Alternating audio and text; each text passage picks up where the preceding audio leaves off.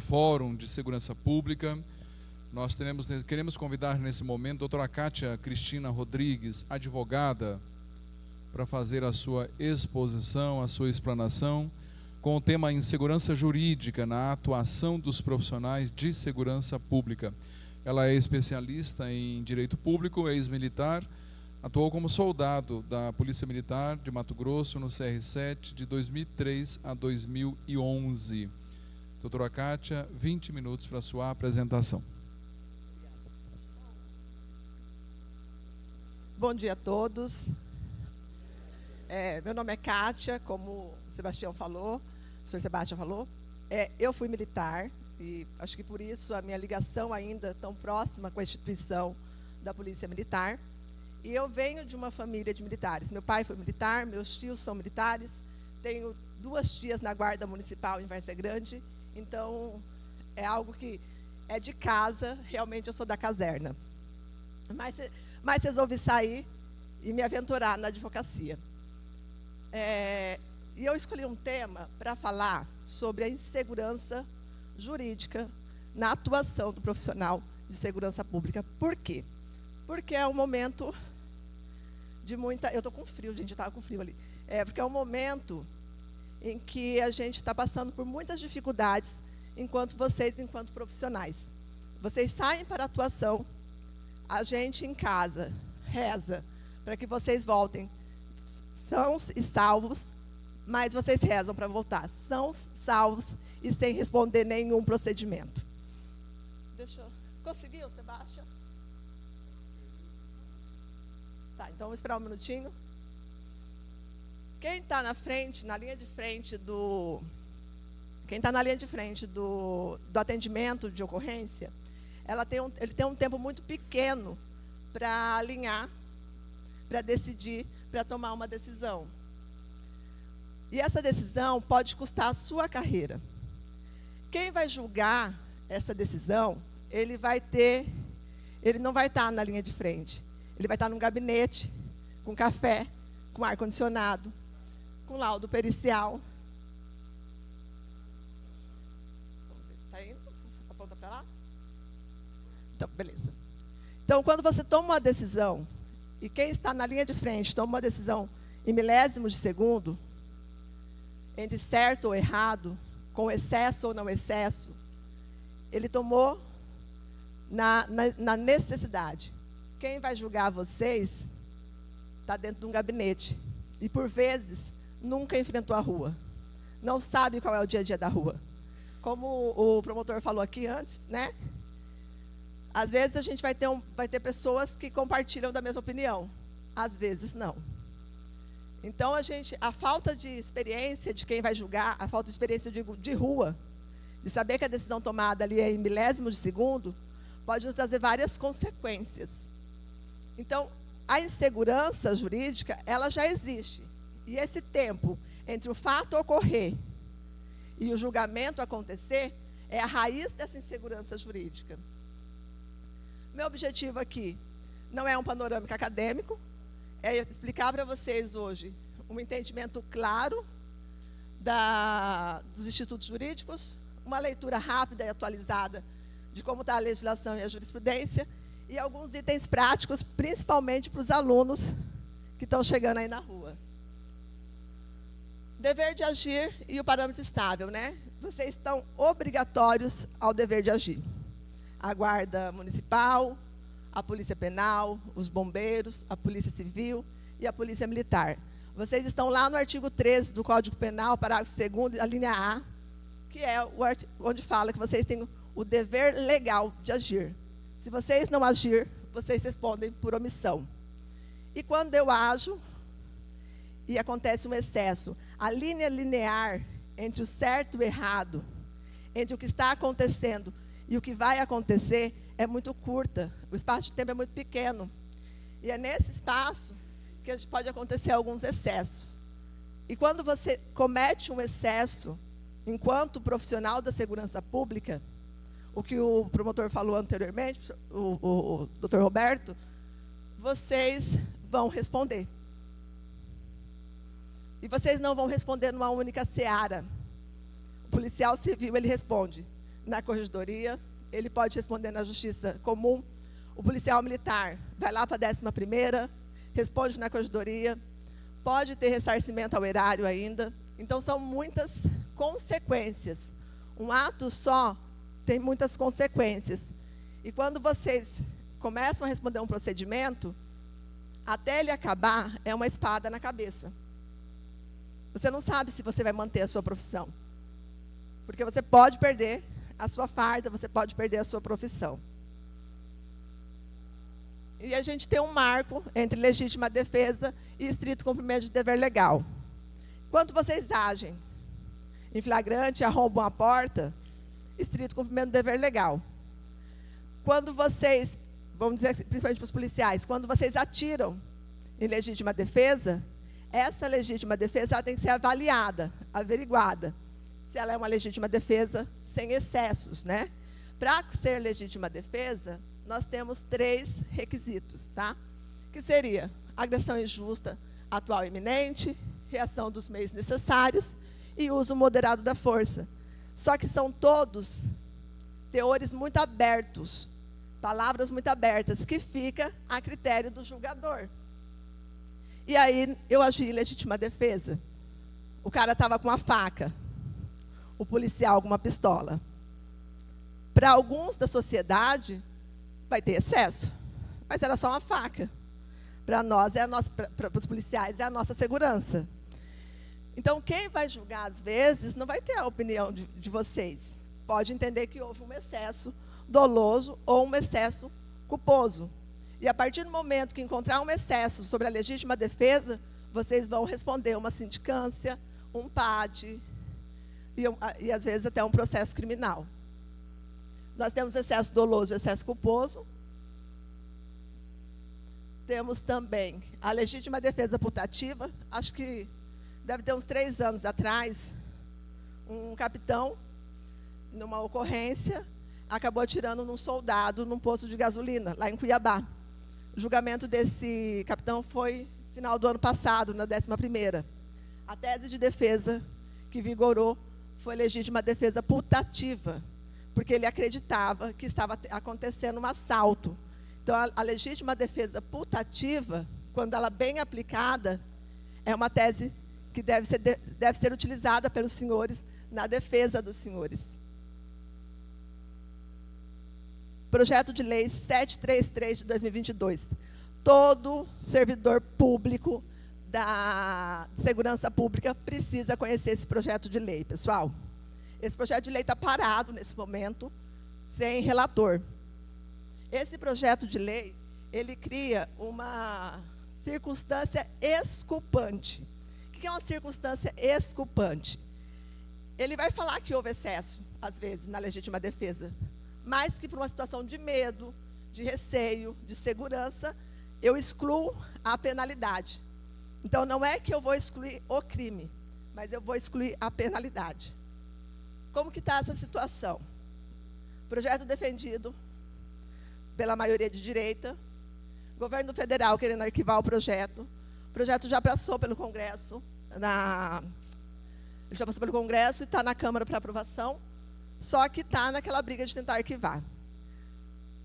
As associações de policiais militares, sindicatos da Polícia Civil, todos defendem esse projeto, porque é um projeto muito importante para a segurança dos senhores.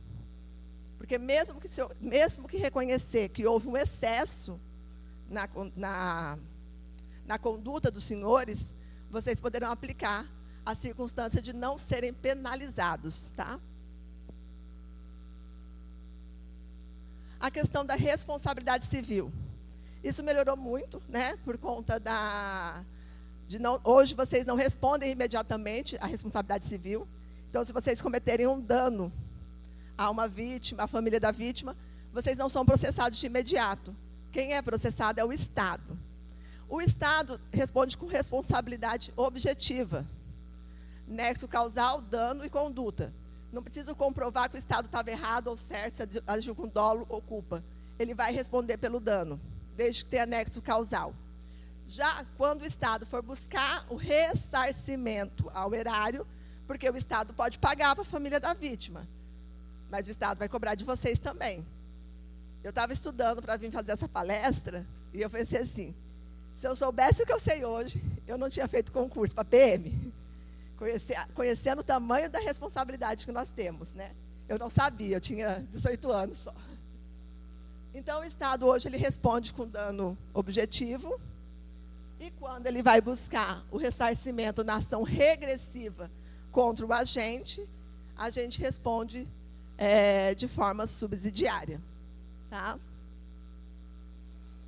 A DPF 635, que é importante falar para vocês, arguição de descumprimento de preceito fundamental, é o STF legislando, gente.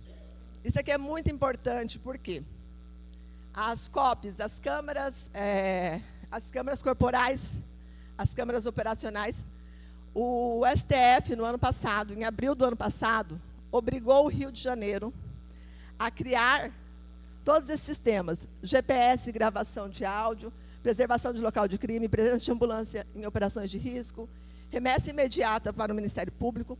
Então, essa DPF é o STF legislando, é o STF fazendo papel de executivo, infelizmente. E ele já obrigou o Rio e já obrigou a São Paulo. Hoje, 14 estados, mais o Distrito Federal, usam as COPs, que são as câmeras nos policiais, né? E qual que está sendo o caminho? Possivelmente vai chegar a todos os estados.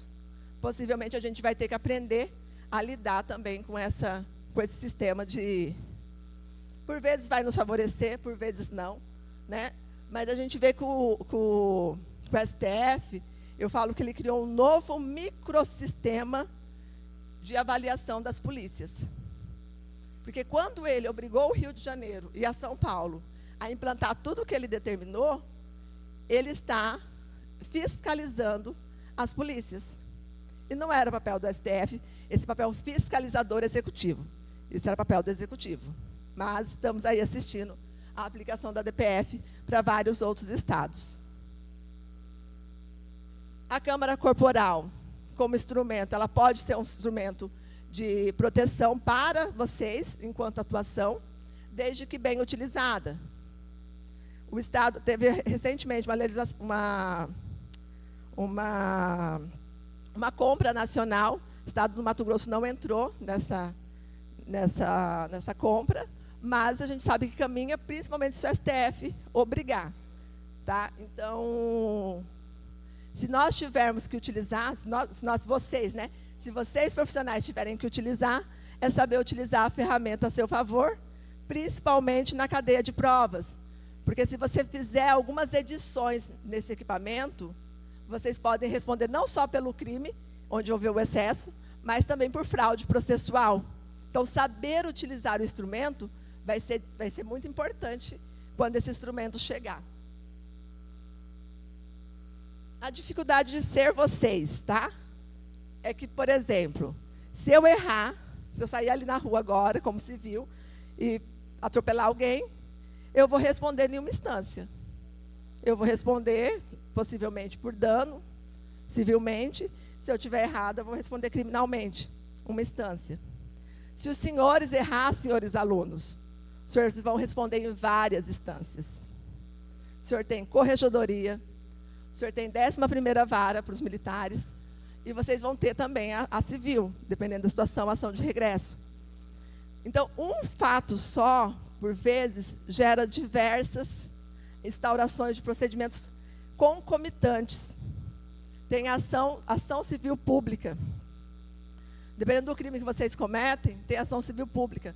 Uma das piores ações para trabalhar, porque são ações que trabalham com prazo de prescrição diferenciado. Eles pedem indenização, mas eles pedem exclusão também, os promotores, né, doutor Rafael? Quando entra com essa ação contra servidor público. Recentemente, a gente teve uma ação dessa julgada, favorável aqui para nós, da corporação.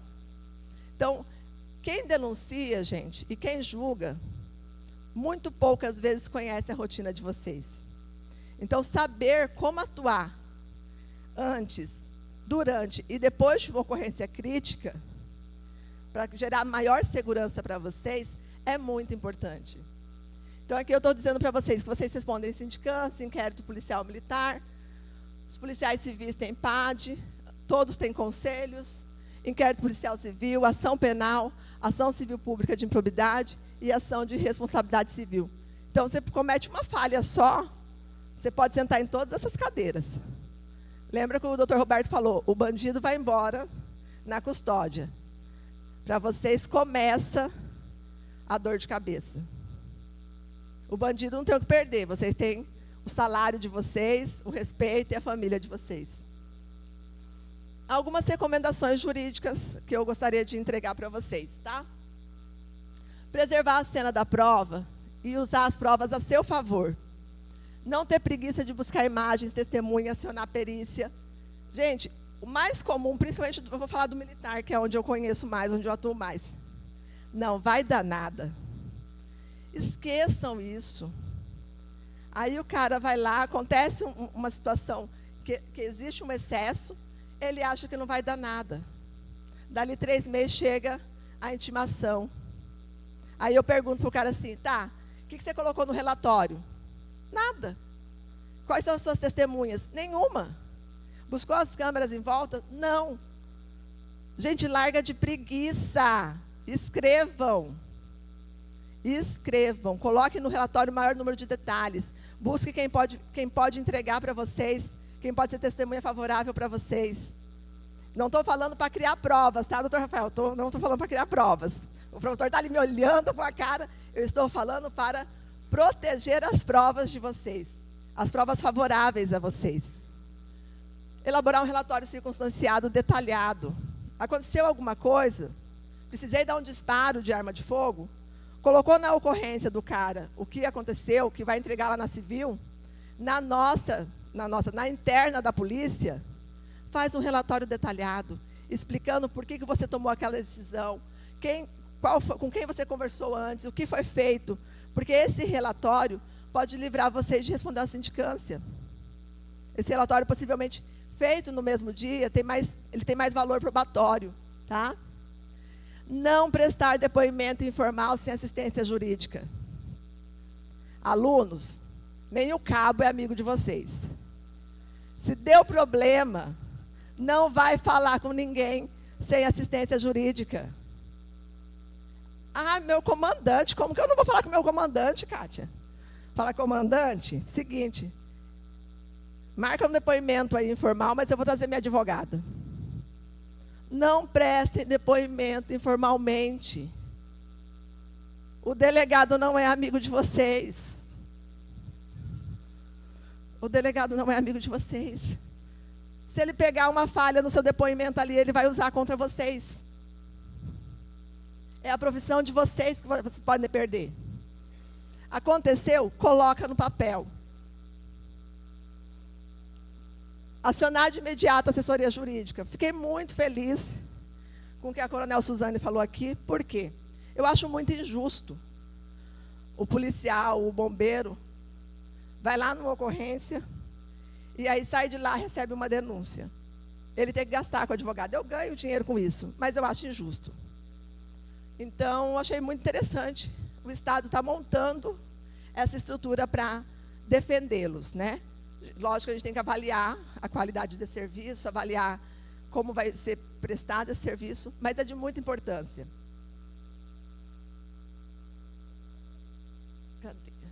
Não comentar fatos publicamente. Já teve sindicância redonda, PAD redondo, certinho para absolver o cara. Me aparece o Instagram do fofo lá comentando um negócio errado. Se vocês perceberem, São Paulo, Rio de Janeiro, Distrito Federal, Paraná, os policiais, os bombeiros, eles não dão entrevista. Eles têm um porta-voz. Aconteceu a ocorrência, veio um porta-voz falar o que aconteceu. São Paulo e Rio de Janeiro por uma questão de segurança. Segurança própria, porque vai identificar quem foi o policial que atendeu, tem uma situação já discriminada pela questão de segurança. Em outros, por uma questão dinâmica. Então, eu oriento aos senhores, não sejam estrelas de Instagram, porque isso pode ser prova contra os senhores. Alguma coisa que você falou ali, pode ser levado, sim, para um inquérito policial, pode ser levado para um processo. Então, comentar ocorrência pode gerar uma prova contra os senhores. Como que eu faço, Kátia? Aconteceu a ocorrência, no caso da PM, oficial de dia. Ele é pago para isso, ele está com a cabeça fresca, ele vai conseguir repassar o que aconteceu e como foi. Se houver cópia, acionamento, que é as câmeras, né? Se houver as câmeras, a integridade da gravação. Guardar cópias de escalas, ordem de serviços e comunicações. Fui escalado para alguma coisa fora do contexto, fora do normal. Ah, mas o sistema guarda todas as escalas. Eu não confio no sistema. Se é algo fora do padrão, guarde as escalas, salve e tenha o seu arquivo pessoal. Porque pode ser que a escala mude. Eu já vi escala mudar.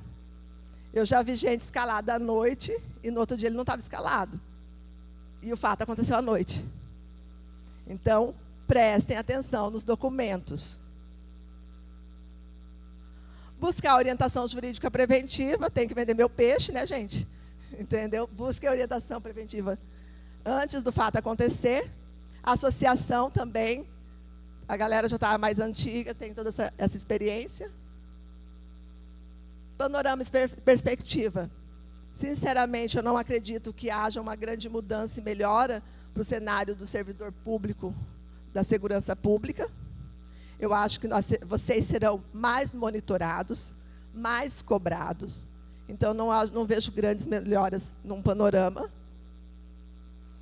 Nenhuma conduta isoladamente vai melhorar a vida de vocês. E a minha dica, para quando acontecer algo crítico, né?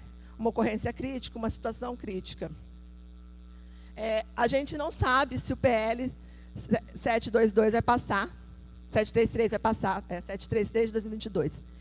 Se o PL passar, seria bom, mas a gente não manda no Congresso, né, pessoal? Além do Congresso, ainda tem que sancionar pelo presidente. O atual governo já pediu o arquivamento desse projeto 3 vezes. Então, a gente não manda no Congresso, a gente não controla o judiciário, o ritmo que o judiciário vai julgar vocês, mas a gente controla 3 coisas. A qualidade da documentação produzida numa ocorrência crítica. Tá? Nós tivemos, semana retrasada, em Diamantina, a situação, né, Francioli? Que teve uma legítima defesa. O rapaz cortou a mão do policial e, na tentativa de prendê-lo, acabou levando a óbito a pessoa. É uma ocorrência crítica. Cuidar com o material produzido ali nessa ocorrência é muito importante para a segurança do próprio agente. A disciplina de se manifestar, a disciplina de não se manifestar. A gente está com a língua até coçando, mas segura. Às vezes você vai falar uma coisa que o seu advogado vai falar para você, não fala.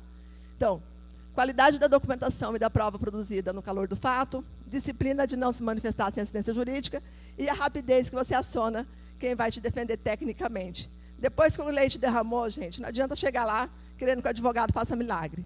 Então, tente que isso seja mais rápido, tá bom? Era isso que eu queria passar para vocês. Tentei ser rapidinho, tá bom? Porque eu sei que o tempo estava curto. E muito obrigada.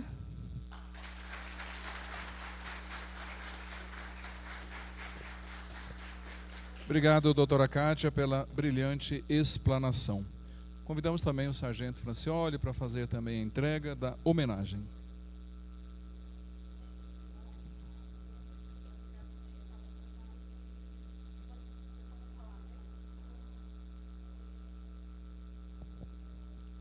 Bom,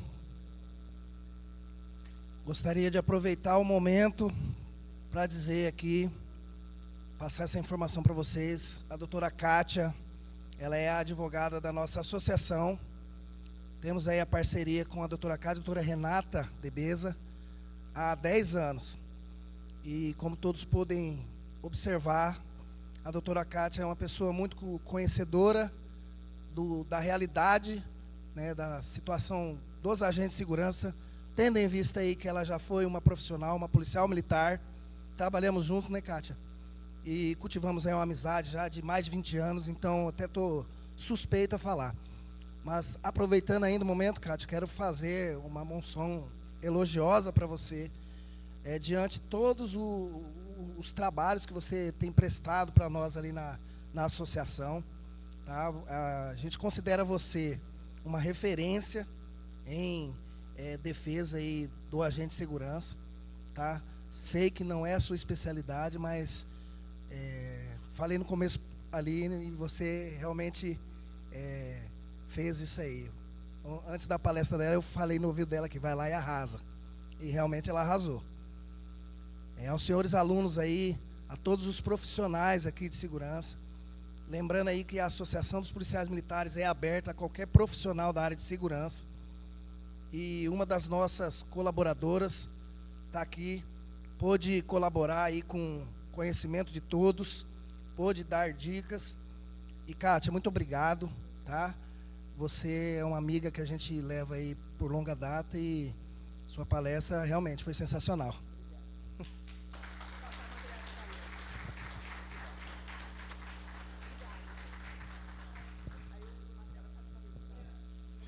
Obrigado, obrigado. Obrigado, Francioli, Kátia. Ela está dizendo que o material vai ficar disponível para os alunos e quem desejar. Isso pode ajudar vocês, né?